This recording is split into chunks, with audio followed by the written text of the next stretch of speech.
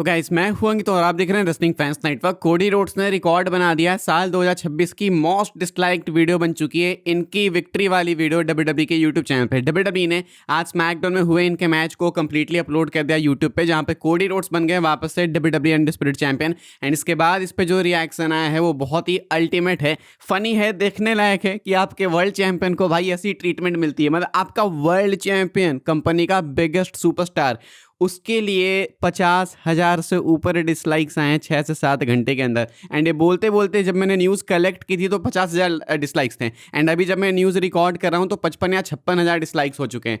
तो क्या बताता है ये? फैंस नहीं देखना चाहते हैं भाई ये चीज़। ये इतने इनफ प्रूफ्स काफ़ी नहीं है आपके लिए। जे उसो को भी बीट कर दिया भाई इस चीज़ में कोडी रोड्स ने। जे उसो वॉज अनबीटेबल 2026 की। इस चीज़ को बहुत अच्छे से मार्क करो। डब्ल्यूडब्ल्यूई के चैनल पे 2026 की सबसे ज़्यादा डिसलाइक की जाने वाली वीडियो वही वीडियो है जहाँ पे डब्ल्यूडब्ल्यूई ने अपने बिगेस्ट सुपरस्टार को, सो कॉल्ड बिगेस्ट सुपरस्टार को डब्ल्यूडब्ल्यूई चैंपियनशिप दी है। इतना ही नहीं बल्कि फैंस बहुत ही ज़्यादा फेडअप हो चुके हैं भाई, मतलब हद से ज़्यादा फेडअप हो चुके हैं। एक वीडियो भाई ने किसी ने इंस्टाग्राम पे मुझे भेजी, आप में से ही देख सकते हो कि कोडी के पोस्टर को जूतों से रगड़ रहे हैं। मतलब इस लेवल पे लोग उब चुके हैं भाई। And this is realistic hate. मतलब इस लेवल पे किसी को अगर तुम लोगों के सामने पुश करोगे तो गुस्सा तो आना बनता है। लोग मुझे बोलते हैं कि अरे तू ज्यादा बोल रहा है, कोडी को हेट करता है, ये वो पता नहीं। कुछ भाई लोग मुझे सजेस्ट करते हैं कि यार तुम न्यूट्रल रहो, अनबायस्ड रहो, ये तुम साइड क्यों पिक करते हो? भाई कैसी बात करते हो यार? मैं जेन्युइनली ये चीज 2019 से मैं बोलता आ रहा हूं अपने चैनल पे, कोई भी इंसान अनबायस्ड नहीं हो सकता है। पता है रियलिटी ये है ना कि कोई अनबायस्ड नहीं होता है। रियलिटी ये है कि कुछ लोग अपने असलियत को छुपाते हैं, कुछ लोग सच नहीं बोलते हैं सामने आके, कुछ लोग बोल देते हैं। रियलिटी यही है कि न्यूट्रल कुछ भी नहीं होता होना, ठीक है? न्यूट्रलिज्म इज फेक भाई। सबके ओपिनियंस होते हैं, तुम कितना भी न्यूट्रल रह लो, डीप डाउन तुम्हारे अंदर एक ओपिनियन तो होता ही है जो कि एक साइड झुकता है। अंतर ये है मेरे में एंड बाकियों में कि मैं बोल देता हूँ ओपन आके। मेरे चैनल का पर्पस ही यही है भाई कि मैं अपने ओपिनियन शेयर कर सकूँ। मैं रोबोट नहीं हूँ कि आके बोलूँगा कि अच्छा कोडी जीत गए, ठीक है, इट्स ओके, आपके थॉट्स क्या हैं, ये नहीं होता मेरे से भाई। And you know what, this is the only reason कि तुम रिव्यू देखने आते भी हो मेरा, बिकॉज यू नो कि अच्छा ये जो है वो सच ही बोलेगा, इसको नहीं फर्क पड़ता कि लोग गाली दें या फिर क्या करें, सच ही बोलेगा। एंड मैं बोलूंगा 2019 से बोलते आ रहा हूँ भाई। मैं 700 800 10,000 कितने कमेंट्स कर दो गाली वाले, बट मेरे को उससे फर्क ही नहीं पड़ता भाई। Reality is reality. जिस दिन कोडी हील बनेंगे मुझे मजा आएगा, उस दिन कोडी की आके मैं फुल तारीफ करूंगा। उस दिन कॉमेंट में आके बोलते रहना कि कोडी की चाट रहा है, ये कर रहा है, वो कर रहा है, उससे तो फर्क ही नहीं पड़ता भाई। 7-8 साल से यूट्यूब पे एक कॉमेंट नहीं टच होता कभी भी। बट रियलिटी इज कि तुम कितना भी बोल लो कि न्यूट्रल रहो, अनबायस्ड रहो, ये वो, जिस दिन मुझे लगेगा कि कोडी को सपोर्ट करना उस दिन मैं कर दूंगा, लेकिन अभी नहीं लगता तो नहीं करूंगा। बात खत्म, 100 बात की एक बात। एंड बाकी एक और सी चीज़ है भाई कि अगर तुमको लगता है कि मैं ही हेट कर रहा हूँ अननेसेसरी, तो ये 55,000 56,000 डिसलाइक्स कहाँ से आ जा रहे हैं यूट्यूब पे भाई? ये ट्विटर पे इतनी हेट रेट कहाँ से आ जा रही है? थोड़ा उधर भी देख लो। I think I am the only Indian YouTuber left जो कि भाई सामने आके सीधा सीधा बोल देता है कि कोडी को ओवर पुश किया जा रहा है। बाकी नहीं बोलते तो तुमको लगता है कि वो न्यूट्रल एंड अनबायस्ड एंड वही सही है। ऐसा नहीं है भाई, उनके भी ओपिनियंस होते होंगे, शायद वो बोलना नहीं चाहता आपके गुड बुक्स में रहने के लिए। मेरे को नहीं मतलब गुड बुक्स है भाई, रियलिटी है तो रियलिटी बोलूंगा। रियलिटी इसकी Cody Rhodes is over post and ये 55,000 डिसलाइक्स भाई मेरे को लगता है कि 70-80 हज़ार भी इजीली पहुंचने वाले हैं।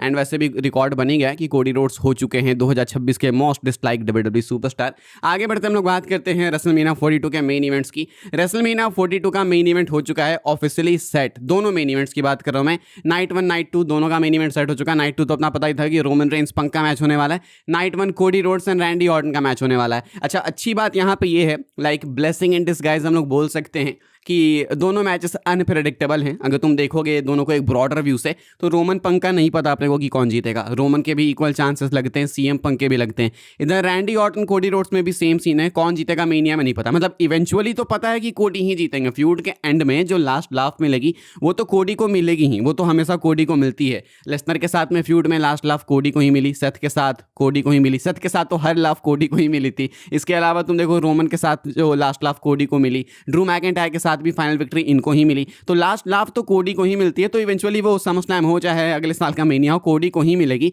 लेकिन रेसलमेनिया में कौन जीतेगा वो तो फिलहाल अनप्रेडिक्टेबल है। वो एक अच्छी चीज़ है इस मैच में, देखते हैं कौन जीतता है। फिलहाल this is a good thing. And also हम लोग ये नहीं कह सकते हैं कि रेसलमेनिया में हील वर्सेस फेस होने वाला है मेन इवेंट में, बिकॉज रोमन पंक दोनों ट्विनर हैं। कोडी एंड ऑर्टन की बात करो तो दोनों ही बेबी फेस हैं। तो हील अभी इस साल के मेनिया में नाइट 1 में नाइट 2 में कहीं पे भी कोई भी हील सुपरस्टार पार्टिसिपेट कर ही नहीं रहा है। ये भी एक फन फैक्ट है। है। आप बताना भाई, क्या ये रेसलमेनिया मेन इवेंट वर्दी लग रहा है आपको? मुझे तो बिल्कुल लगता है, ऑनेस्टली बोलूँ। कोडी ने टाइटल जीती, गलत लगा मुझे, बट द रियलिटी इज कि मेन इवेंट तो देखो है, वर्दी है, रेसलमेनिया मेन इवेंट वर्दी है ये मैच कोडी ऑर्टन का, एंड दोनों बैंगर मेन इवेंट्स अपने, तो उस हिसाब से बहुत सही है। बस ये डिसीजन बहुत ही अटपटा लगा स्मैकडाउन में अचानक से जो हुआ, बाकी तो मेन इवेंट अच्छा है, नॉट गोना लाई। आगे बढ़ते हम लोग बात करते हैं ड्रू मैकइंटायर की, सॉरी स्क्रू मैकइंटायर की। अब क्या होगा स्क्रू मैकइंटायर के साथ भाई? स्क्रू मैकइंटायर अपनी टाइटल ड्रॉप कर चुके हैं, so now what will happen at WrestleMania, या फिर रेसलमेनिया के बाद की बात करो, रेसलमेनिया का तो पता ही है।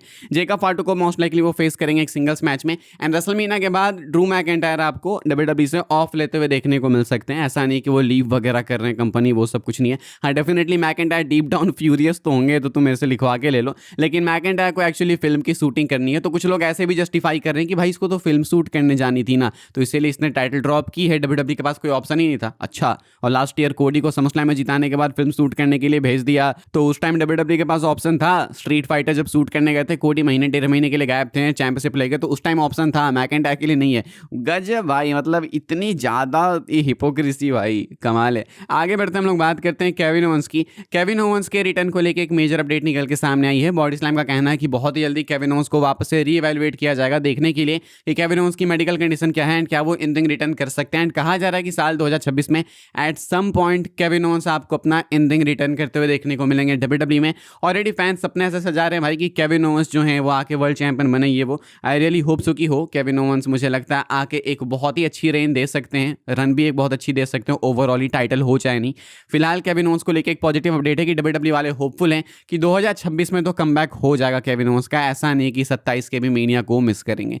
आगे बढ़ते हैं गाइस, हम लोग बात कर लेते हैं अपनी आखिरी स्टोरी के बारे में, जो कि रिया रिप्ली एंड जेड कारगिल को लेके। इनका स्मैकडाउन का प्रोमो आप लोगों ने देखा या फिर नहीं मुझे नहीं पता, बताना आपने देखा हो तो, लेकिन ये बहुत ही डिजास्टरस प्रोमो था इनका। इसको लेके कुछ अपडेट्स है। डब्ल्यूडब्ल्यूई वालों ने इस प्रोमो से पहले इन दोनों को साफ साफ बोल दिया था कि आपको अपनी ट्विटर वाली बीफ मेंशन नहीं करनी है, उसके कुछ भी टीजर्स यहाँ पे नहीं होने चाहिए, ऐसा नहीं होना चाहिए कि आपने कुछ वहां से यहाँ कनेक्ट कर दिया, कोई भी डॉट्स कनेक्ट नहीं होने चाहिए। तो इनके ऊपर एक लिमिटेशन थी, तो इनके पास कुछ बात करने को बचा ही नहीं। तो इन लोगों ने क्या किया कि मसल फ्लेक्स करने लगी दोनों आके। मतलब इनके कंप्लीट प्रोमो को आप जाके देखोगे तो आपको यही दिखेगा कि मेरे मसल्स तुमसे ज़्यादा है, मेरी हाइट तुमसे ज़्यादा है, मेरी बॉडी तुमसे ज़्यादा है, यही आपको दिखेगा इनके पूरे प्रोमो में। एक बहुत ही मिड प्रोमो था, मिड भी बोलना तो बहुत इज्जत देने वाली बात हो जाएगी। इसीलिए वेमेंस डिवीजन में से किसी भी फीमेल सुपरस्टार को रेसलमेनिया मेन इवेंट नहीं करना चाहिए, ये एक मेन रीजन है। वेमेंस डिवीजन बस एक कोटा होता है ना, कोटा भरने के लिए है, इससे ज़्यादा कुछ भी नहीं है। एंड आज इनका प्रोमो उस चीज़ को बिल्कुल प्रूव करता है सामने लाके। मुझे लगता है ट्विटर वाली चीज़ों को मेंशन करना चाहिए था, तब जाके चीज़ें ज़्यादा इंटरेस्टिंग होती, लेकिन डब्ल्यूडब्ल्यूई लिमिटेशन लगा लिया, तो ये लोग भी क्या ही करें ना। फिलहाल अभी के लिए भाई यही सारी अपडेट्स थी इस वाली वीडियो के लिए। अगली अपडेट वीडियो मिलेंगे। मुझे मालूम है कि आप लोग यार टैग टीम टॉक डाउन का बहुत ही ज़्यादा वेट कर रहे हो, बेसब्री से वेट कर रहे हो, but I can't do anything भाई। रोहन तो सुबह से गायब है, मैंने फ़ोन किया, रोहन का फ़ोन नहीं पिक हो रहा, पता नहीं भाई उसने कहीं कुछ कर तो नहीं लिया अपने साथ कोडी के जीतने के बाद। तो मजाक से हट के I will have to reach out to Rohan and then उसके बाद देखते हैं क्या सीन है। अभी के लिए इतना ही था, मिलते हैं अगली वीडियो में, तब तक के लिए good bye, thanks for watching.